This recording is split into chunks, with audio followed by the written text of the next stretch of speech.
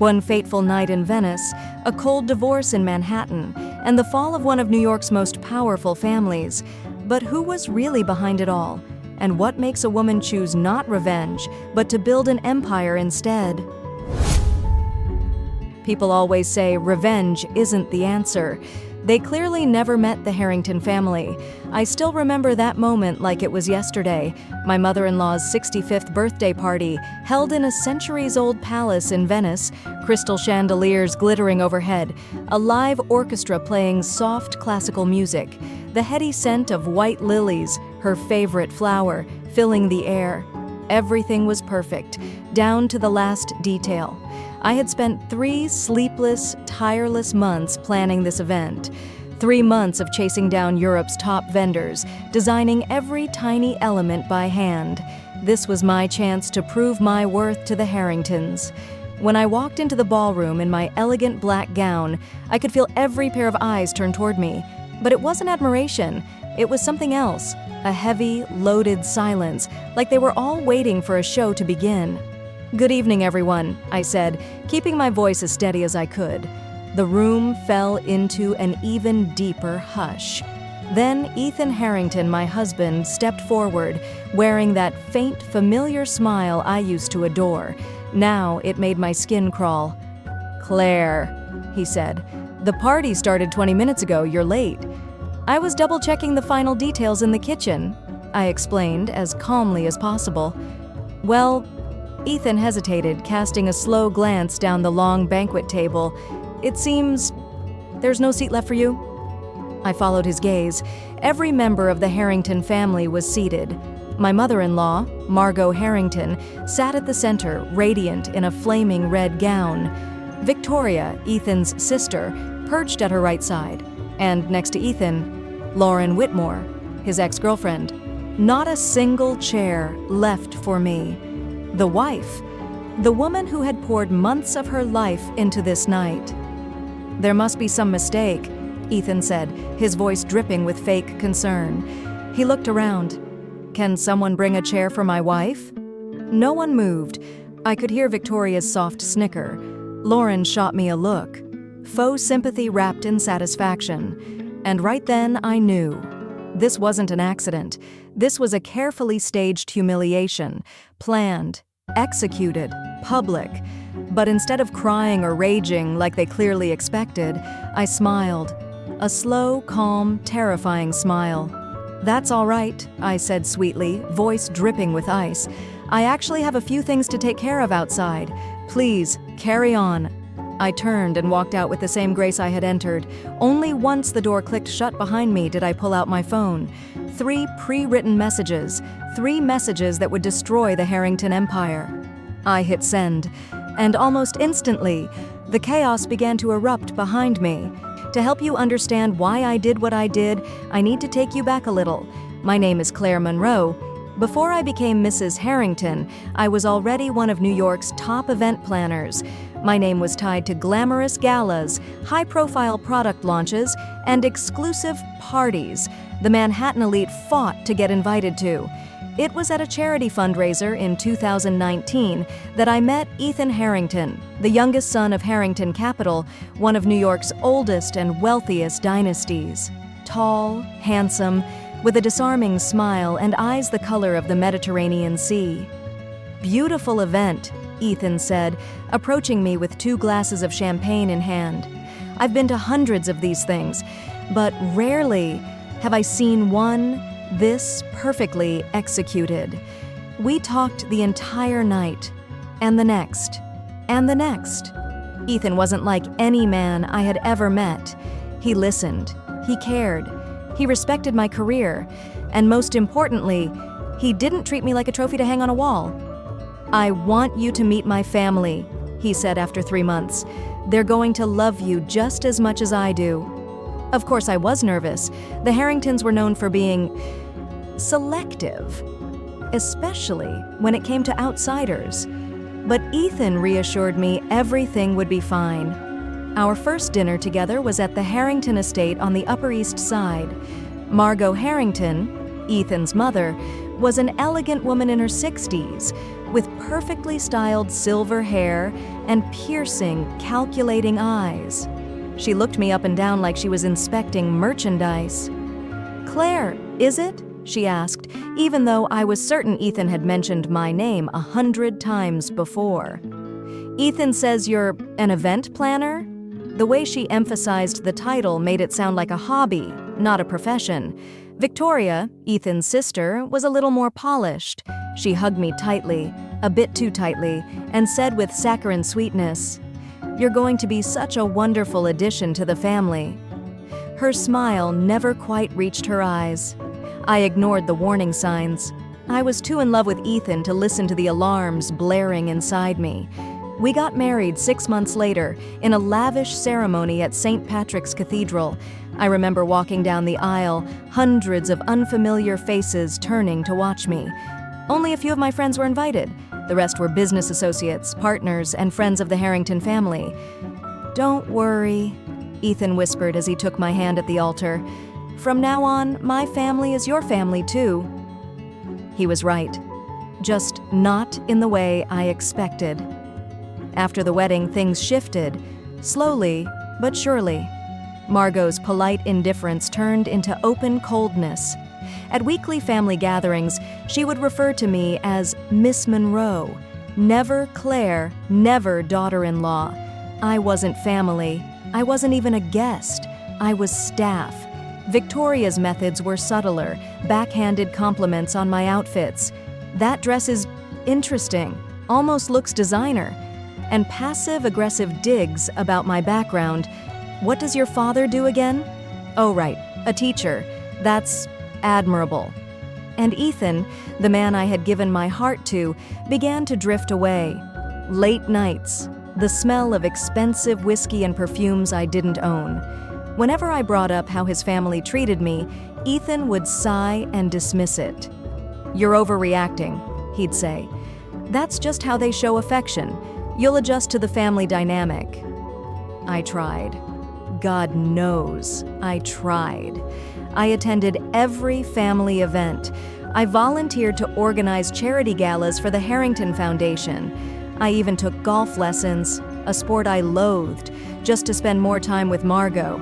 And all the while, I kept my career going. I refused to be completely dependent on the Harringtons, but even that became a point of contention. "It feels like you're putting your career above family," Ethan complained one night after I came home late from a major event. "I work no more than you do," I argued, "and I've never heard you say the same thing to Victoria." "Victoria's different," he said, offering no further explanation. Different. That word haunted my marriage. I was different. I wasn't a Harrington. I was an outsider. Still, I persisted. I held on to hope that someday I would be accepted. I was wrong. Everything changed when I was assigned, not asked, to plan my mother-in-law's 65th birthday party. It wasn't a request. It was a direct order from Margot. "Claire," she said over the phone, her voice as cold as ice, "I want a party in Venice, at the Ca' Rezzonico Palace. Just family and our closest friends. I'm sure with your abilities you can handle it." I saw it as an opportunity, a final chance to prove my worth. 3 months of planning, sleepless nights, endless details. I hired Italy's finest chefs, the most talented musicians, imported flowers from across the globe. No detail was too small for me to perfect. A month ago, while doing final checks in Venice, I accidentally overheard a conversation. I wasn't trying to eavesdrop, but when I heard my name, I couldn't help but stop. It was Victoria and Margot tucked away in a small side room of the palace. "She won't suspect anything, will she?" Victoria asked. "Claire's too busy, trying to impress us to see what's right in front of her," Margot sneered. "Ethan's ready. Lauren will be at the party, and then we can finally cut that little tumor out of this family." Tumor, that's what they called me. "I still feel a little bad," Victoria said, though her voice didn't carry an ounce of genuine regret. "Claire really did try." "So what?" Margot snapped. "She doesn't belong here. She never did. Ethan needs a real wife, not some ambitious event planner with a pitiful background. Lauren is the right choice. The Whitmore family will help us survive our current difficulties. My heart pounded in my chest. Current difficulties? I knew the Harringtons were wealthy, but something about Margot's tone chilled me. I started digging. I wasn't a hacker or a spy, but I had my ways, and what I found shocked me to my core. Harrington Capital was in serious trouble. Risky investments, failed ventures, and a quiet but very real federal investigation for financial fraud. They were desperate for an influx of cash. Enter the Whitmore family. A marriage between Ethan and Lauren would secure a financial alliance, a lifeline for the Harrington empire. There was just one small problem: me, the existing wife. But that wasn't all I found. The Harringtons had been using my name, my reputation in the luxury event world, to keep their investors calm. Our daughter-in-law has excellent connections with major luxury brands, they bragged. She's opening doors for new opportunities. They used me, and then planned to discard me. I returned to my hotel room that night, hands shaking, tears streaming down my face. But I made a decision. I wouldn't cry, I wouldn't beg, I wouldn't play the victim. Instead, I started planning. I contacted my lawyer and quietly prepared divorce papers. I gathered evidence of every shady transaction I could find in Harrington Capital's documents. Most importantly, I ensured that every single contract for the birthday party, the venue, the catering, the entertainment, the transportation, was signed under my company's name, not Harrington's. And then I waited for the night of the party, when I walked into that grand ballroom and saw there was no seat for me. When I saw Lauren smiling smugly beside my husband. When Victoria winked at her and Margot looked at me with undisguised contempt. That was the moment my plan began. As the ballroom doors closed behind me, I sent 3 crucial messages. The first, to the manager of Ka Rezonico Palace, who had been working with me for the past 3 months. Activate Plan B. The second, to my lawyer, proceed. And the third, to a carefully curated list of financial journalists I'd been quietly contacting over the past few weeks. Check your inbox. There's a story you're going to want. I counted in my head. 1, 2, 3, and then I heard it. The chaos erupting behind the doors. Phones ringing off the hook. Ethan's voice shouting my name in panic. I walked back into the ballroom, calm as if I had simply gone to touch up my lipstick, and the scene that greeted me was worth every second of waiting. The palace manager stood in the center of the room, speaking rapid-fire Italian at Margot. I didn't need to understand the words. Her pale, shell-shocked face told me everything. He was informing her that the contract had been canceled. All services, food, drinks, music, would cease immediately unless the remaining balance was paid in full, in cash.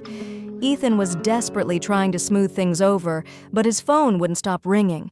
I knew exactly who was calling. Banks, business partners, investors, all freshly informed about the true financial state of Harrington Capital.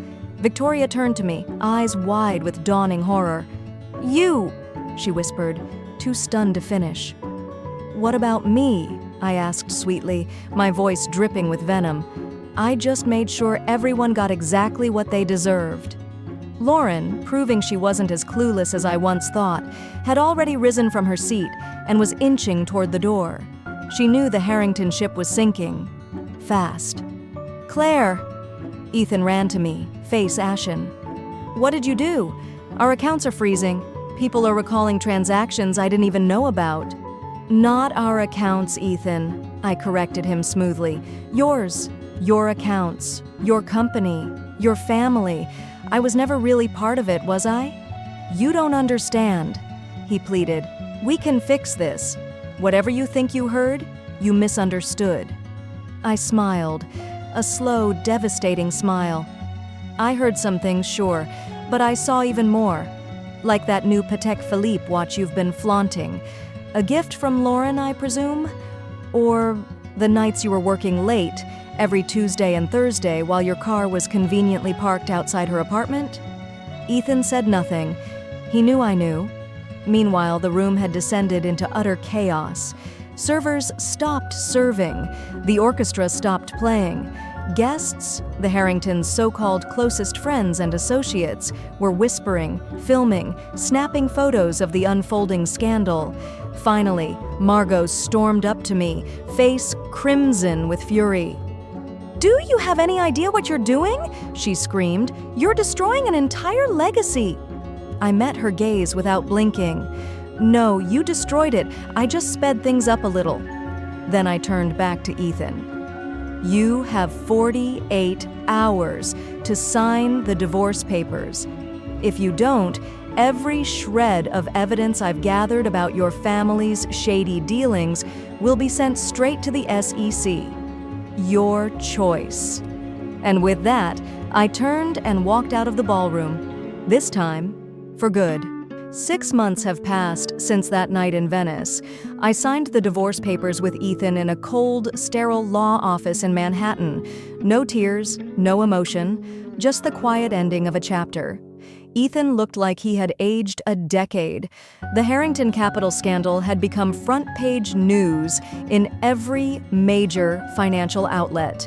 Not because of me, I never released the documents. I didn't need to. Once the journalists started digging, they found more than enough dirt to write an entire exposé on the fall of one of New York's oldest dynasties. The Harringtons lost almost everything. The Upper East Side mansion, auctioned off, their priceless art collection, gone, piece by piece.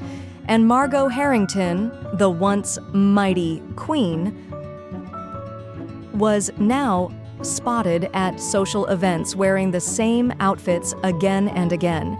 An unforgivable sin in her world. Victoria? She quickly withdrew from the New York social scene, moving to some sleepy suburb in Connecticut. Last I heard, she was working at a marketing firm. A real job, for the first time in her life. And Ethan? As expected, he married Lauren Whitmore 3 months after our divorce. A small private ceremony. Very different from the grand spectacle that had been ours. But even that alliance couldn't save the Harringtons. The Whitmore family was smart enough to jump ship once they saw it sinking. As for me, I used the settlement money, what was legally, rightfully mine, to expand my company. I opened new offices in Paris and London. The events I plan now are bigger, more exclusive, more legendary than ever before. Sometimes I still get messages from Ethan, at first pleading, then angry, and finally, quietly resigned. I never respond. Tonight, standing on the balcony of my new Paris apartment, looking out at the sparkling lights of the Eiffel Tower, I think about the journey I took. They say revenge is a dish best served cold, but I don't call it revenge, I call it justice. They tried to erase me from their family. Instead, I erased their future. And the best part? I don't need a seat at the Harrington table anymore. I built my own empire, and no one will ever take that away from me. Dear listener, if my story resonated with you in any way, I'd love to hear your thoughts in the comments below. Every story has multiple sides, and I would truly love to hear yours. Don't forget to subscribe to our channel so you never miss another powerful story about those who refused to be pushed aside. Hit the notification bell so you're the first to know when we post new content. And remember, sometimes the best seat in the room isn't the one you're given, it's the one you build for yourself. See you in the next story. Her story didn't end with heartbreak. It began there. If this resonated with you, share your thoughts in the comments. And don't forget to subscribe for more stories of power, resilience, and reinvention. Because sometimes, the best revenge is building something they can never touch.